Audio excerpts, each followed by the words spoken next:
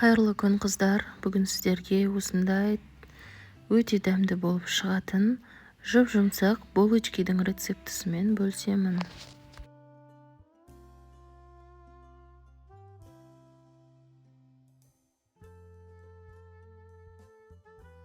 Булочки жасау үшін барлық затымызды дайындап аламыз.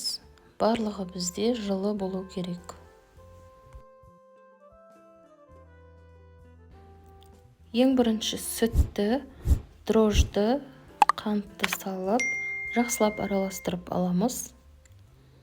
Одан кейін кефир қосамыз, оны да жақсылап араластырамыз. 2 жұмыртқа мен маргаринді ерітіп салатын боламыз. Соңында ұнды және тұз салып, қамыр илейміз.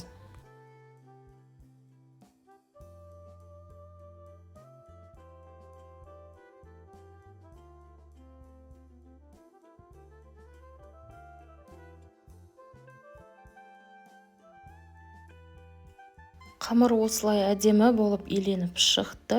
Енді бетін жауып, көтерілгенше қалдырамыз. Мен тапердің ыдысын қолдандым, сол үшін менің қамырым тез көтерілетін болады.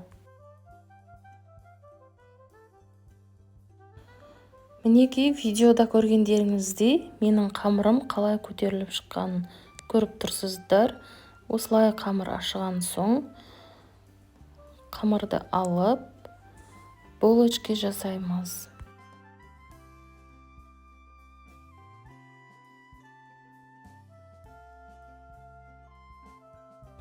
Дайын болған қамырымызды 80 граммнан бөліп аламыз.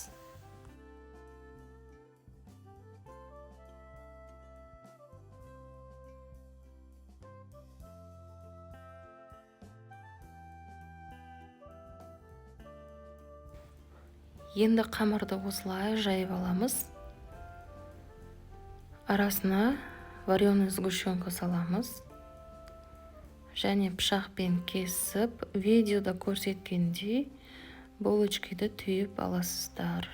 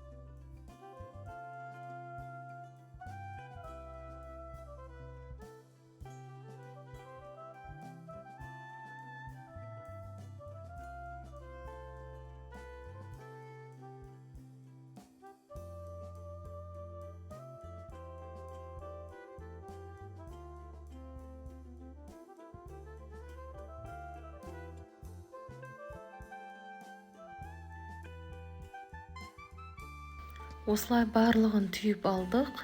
Енді листке салып, булочкидің бетін жауып қоятын боламыз. 10-15 минутқа қалдырамыз. Қамыр осылай әдемі болып көтерілген соң, жұмыртқаның сарысына кішкене сүт қосып, булочкиларымыздың бетіне жағып шығамыз.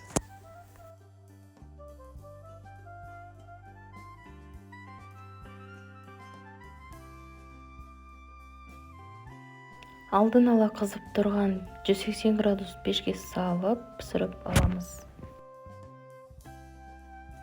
Осылай біздің булочкилеріміз әдемі болып пісіп шығады.